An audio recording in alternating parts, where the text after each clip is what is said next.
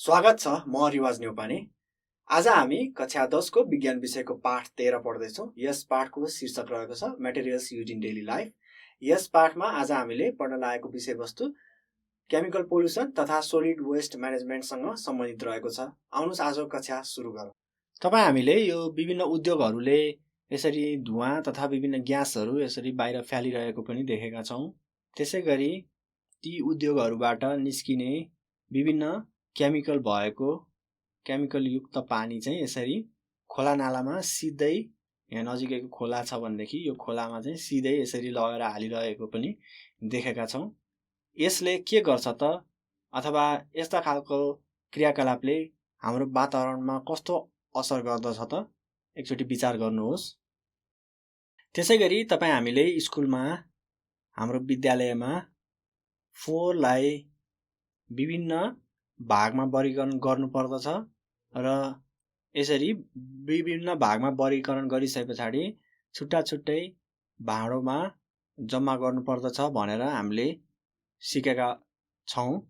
कुनै एउटा भाँडोमा चाहिँ प्लास्टिक जन्य अथवा नकुहिने फोहोरहरू र त्यसै गरी कुनै अर्को भाँडोमा चाहिँ कुहिने फोहोरहरू हाल्नुपर्दछ भनेर हामीले सिकेका छौँ नि। यो सबै क्रियाकलाप सोलिड वेस्ट म्यानेजमेन्ट अन्तर्गत पर्दछ। आजको कक्षामा हामीले मैले अघि कुरा गरेको जस्तो विभिन्न फ्याक्ट्रीहरूबाट तथा मानिसका विभिन्न क्रियाकलापहरूबाट उत्पन्न हुने विभिन्न केमिकल पोल्युसनको बारेमा आजको कक्षामा हामी कुरा गर्दैछौँ भनेदेखि आजको कक्षाको अर्को भागमा गएर हामीले यो सोलिड वेस्ट म्यानेजमेन्टको बारेमा कुरा गर्नेछौँ। सुरुमा केमिकल पोल्युसनको बारेमा केही जानकारी हासिल गरौँ। हामीले दैनिक जीवनमा प्रयोग गरिने वस्तुहरूबाट विभिन्न किसिमको रसायन अर्थात् केमिकलहरू उत्पादन भइरहेको हुन्छ। ती केमिकलहरूले गर्दा हुने पोल्युसन अथवा प्रदूषणलाई नै हामी के भन्न सक्दछौँ त केमिकल पोल्युसन भन्न सक्दछौँ। उदाहरणको लागि केमिकल फर्टिलाइजरहरू प्रयोग गर्दाखेरि हुने पोल्युसन रासायनिक पोल्युसन हो अथवा केमिकल पोल्युसन हो। त्यसै गरी यातायातका साधनहरू अथवा अटोमोबाइल्स तथा मैले अघि भनेको जस्तो फ्याक्ट्रीहरूबाट निस्किने विभिन्न केमिकलहरूले गर्दा हुने पोल्युसन, त्यसै गरी प्लास्टिक जन्य पदार्थहरूले गर्दा हुने पोल्युसन र साथसाथै कीटनाशक औषधिहरू जसलाई हामी अङ्ग्रेजीमा इन्सेक्टिसाइड्स भन्दछौँ, त्यस्ता औषधिहरूले गर्दाखेरि हुने पोल्युसन के हुन् त केमिकल पोल्युसनका उदाहरणहरू हुन्। सुरुमा हामी केमिकल फर्टिलाइजर अर्थात् रासायनिक मलले गर्दाखेरि कस्तो किसिमको पोल्युसन देखा पर्छ भन्ने बारेमा कुरा गर्दैछौँ। विशेष गरी केमिकल फर्टिलाइजर चाहिँ खेतबारीमा उब्जनी बढाउनको लागि प्रयोग गरिन्छ। तर धेरैजसो कृषकहरूले केमिकल फर्टिलाइजरहरू प्रयोग गर्दाखेरि निश्चित मात्रामा प्रयोग नगरिकन बढी मात्रामा चाहिँ प्रयोग गरिरहनु भएको हुन्छ। यो बढी मात्रामा प्रयोग गर्दाखेरि के हुन्छ त कुनै एउटा बिरुवा छ, मानौ कुनै एउटा बिरुवा छ, यो बिरुवामा केमिकल फर्टिलाइजरहरू चाहिँ प्रयोग गरियो, तर बढी मात्रामा यो बिरुवामा केमिकल फर्टिलाइजरहरू प्रयोग गर्दाखेरि अब बाँकी रहेको केमिकल फर्टिलाइजरहरू रासायनिक मलहरू चाहिँ के भयो त यो माटोमा विभिन्न स्वरूपमा यसरी थुप्रिएर बस्ने भए र जब बर्खा मौसम आउँछ, पानी पर्ने मौसममा पानी पर्दाखेरिको अवस्थामा के हुन्छ त हामीलाई थाहा छ, पानी पर्दाखेरिको अवस्थामा यो केमिकल फर्टिलाइजरहरूलाई चाहिँ बगाएर नजिकको पानीको स्रोतहरूमा यो बर्खाको पानीले पुर्याउँदछ। अब यसरी केमिकल फर्टिलाइजरहरू नजिकको पानीको स्रोतमा पुग्दाखेरिको अवस्थामा के हुन्छ त अब यो पानीको स्रोतमा रहेका विभिन्न झारहरू, विभिन्न वनस्पतिहरू जसलाई केमिकल फर्टिलाइजरले के गर्छ एकदमै मद्दत पुर्याउँछ र यो झारहरू चाहिँ के गर्छन् त मजाले हुर्किन पाउँछन्। अब यो जलीय वातावरणमा पाइने विभिन्न वनस्पतिहरू यसरी हुर्किनु भनेको के हो त अब यो पानीमा भएको अक्सिजनको मात्रामा कमी हुनु हो। अब अक्सिजनको मात्रा कमी हुँदा बित्तिकै के हुन्छ त यसको रिजल्ट चाहिँ के हुन्छ, विभिन्न जलमा बस्ने प्राणीहरूलाई अक्सिजन पर्याप्त मात्रामा पुग्दैन, जसले गर्दाखेरि यसले के भयो त एक्वाटिक इकोसिस्टमलाई असर पुर्यायो। यसरी यो त एउटा उदाहरण भयो, केमिकल फर्टिलाइजरले कसरी पोल्युसन गर्दो रहेछ भन्ने कुराको एउटा उदाहरण भयो। यसरी चाहिँ केमिकल फर्टिलाइजरहरू चाहिने मात्रामा भन्दा बढी मात्रामा प्रयोग गर्दाखेरि यस्तो किसिमको समस्याहरू चाहिँ सिर्जना हुने रहेछ।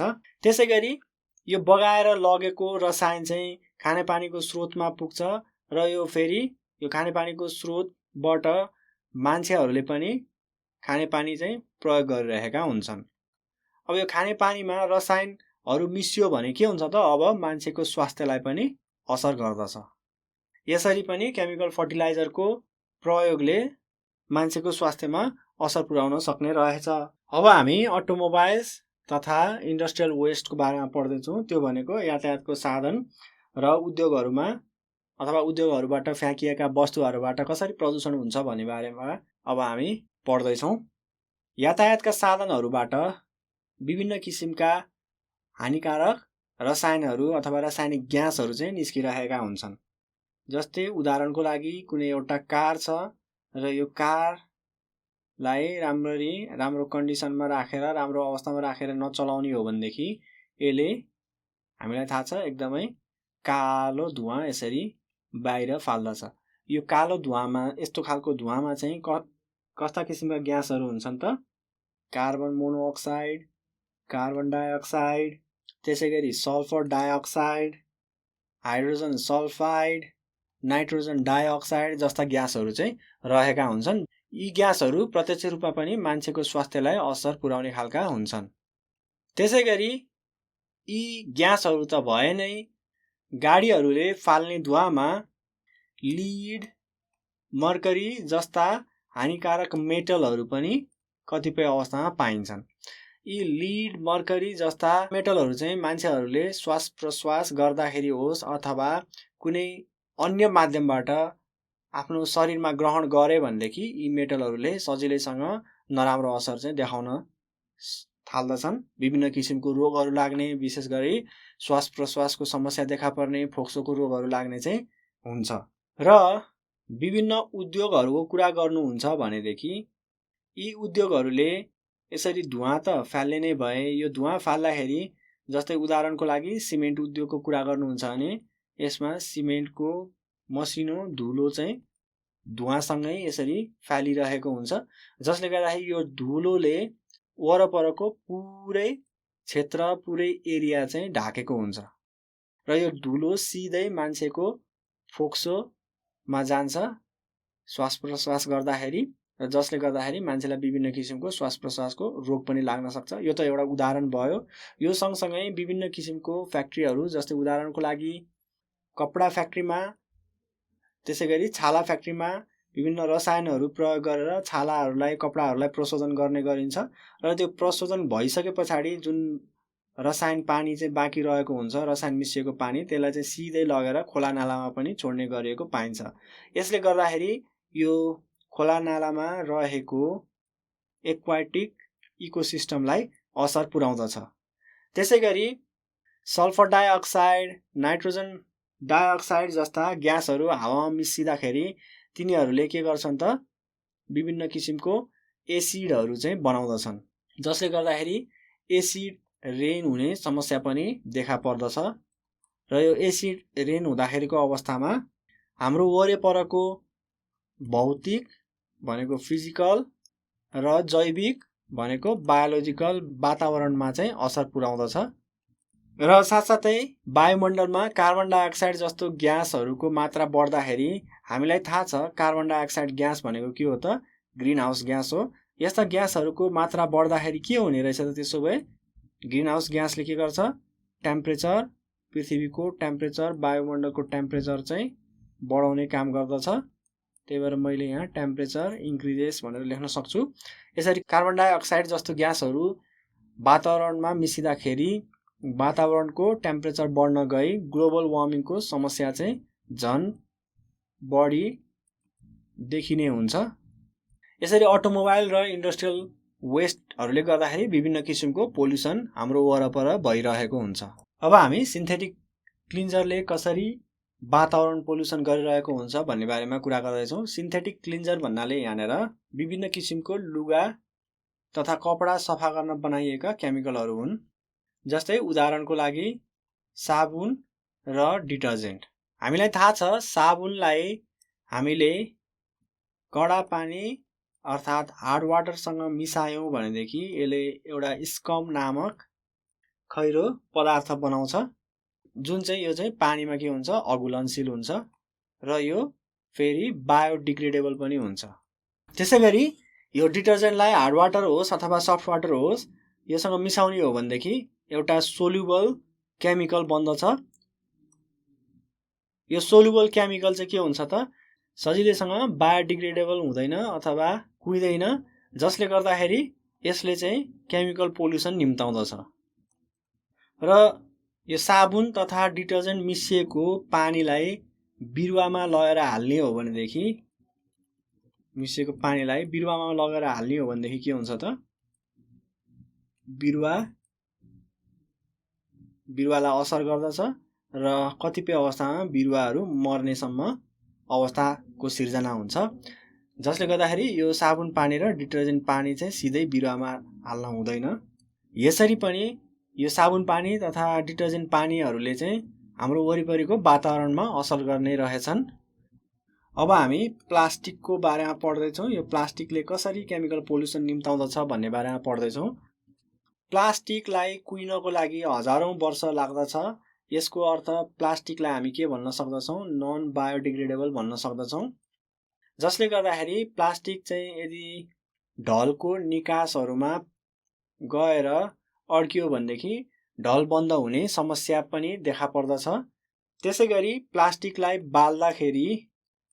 जलाउँदाखेरि विभिन्न किसिमको हार्मफुल केमिकलहरू उत्पादन हुन्छ, हार्मफुल ग्यासहरू निस्किन्छ, जसले मानव स्वास्थ्यमा सिधै असर पुर्याउँदछ। त्यही भएर अब यो प्लास्टिकबाट हुने असरलाई अथवा प्लास्टिकबाट हुने पोल्युसनलाई चाहिँ कम गर्नको लागि प्लास्टिकबाट बनेका सामग्रीहरूको कम प्रयोग गर्ने र साथसाथै त्यस्ता खाले सामग्रीहरूको प्रयोग गर्ने जसलाई रिसाइकल त्यसै गरी रियुज गर्न सकियोस्। यसरी प्लास्टिकबाट हुने प्रदूषण चाहिँ हामीले कम गर्न सक्छौँ। त्यसै गरी अब हामी इन्सेक्टिसाइड अथवा कीटनाशक औषधिले कसरी पोल्युसन गरिरहेको हुन्छ भन्ने बारेमा पढ्दैछौँ।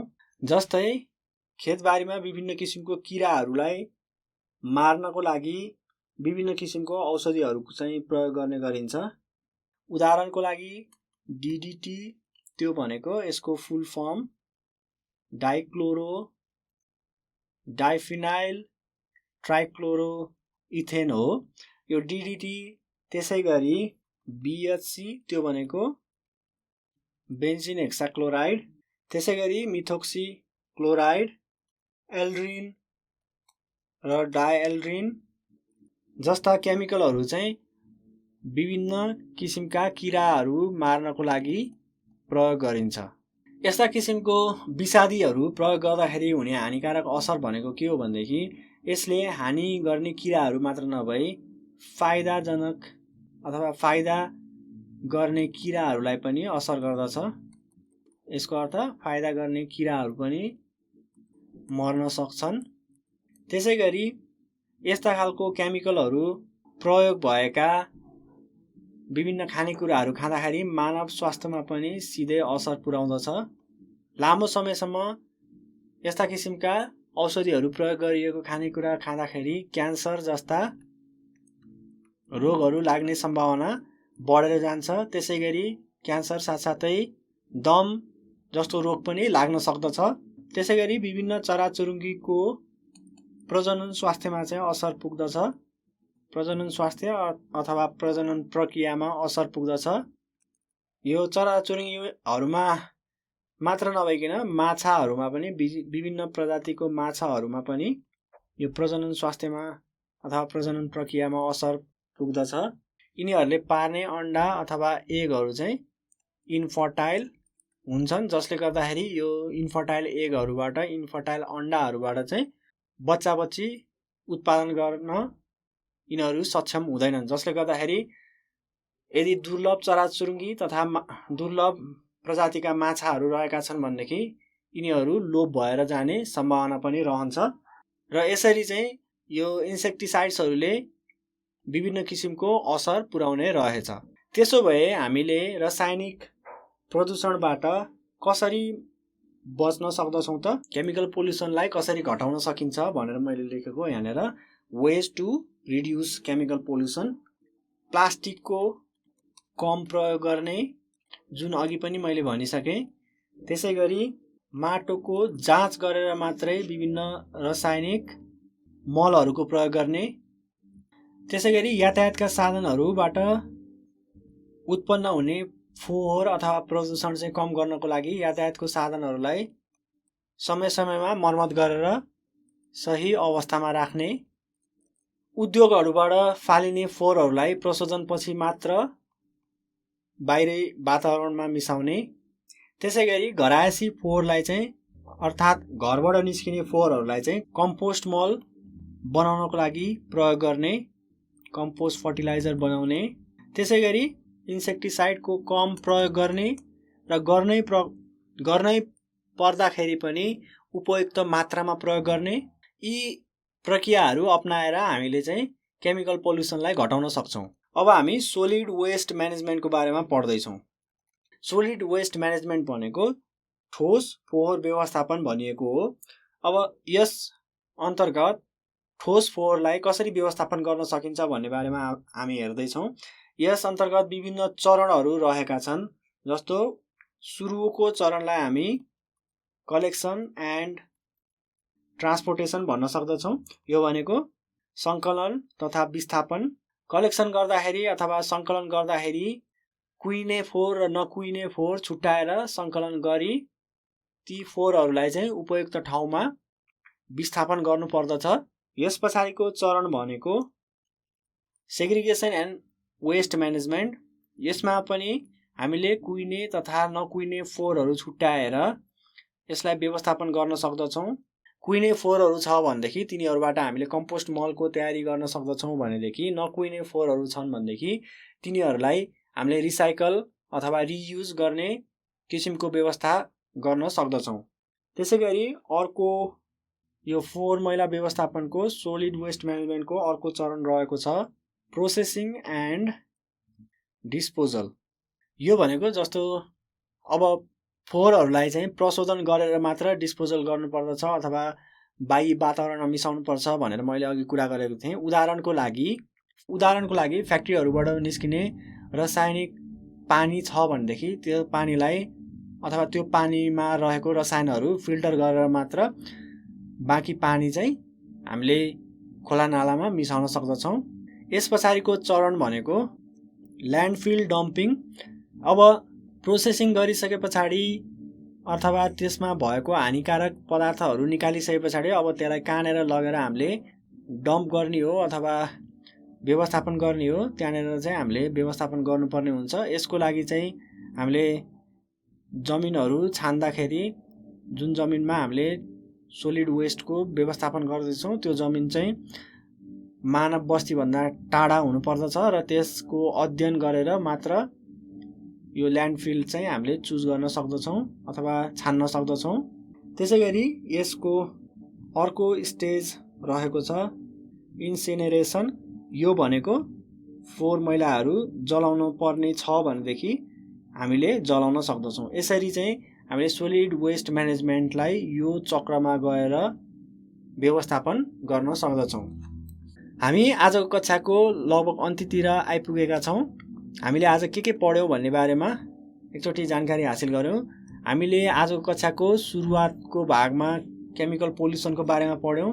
यसमा विभिन्न किसिमको पोल्युसनहरूको बारेमा हामीले छुट्टा छुट्टै अध्ययन गऱ्यौँ। जस्तो कि रासायनिक मलबाट हुने पोल्युसन, त्यसै गरी यातायातका साधन तथा इन्डस्ट्रियल वेस्टबाट हुने पोल्युसन, त्यसै गरी सिन्थेटिक क्लिन्जरबाट हुने पोल्युसन लगायतका पोल्युसनहरूको बारेमा छुट्टा छुट्टै अध्ययन गऱ्यौँ भनेदेखि त्यसै गरी आजको कक्षाको दोस्रो भागमा गएर हामीले सोलिड वेस्टलाई कसरी म्यानेज गर्न सकिन्छ अथवा कसरी व्यवस्थापन गर्न सकिन्छ भन्ने बारेमा पढ्यौँ।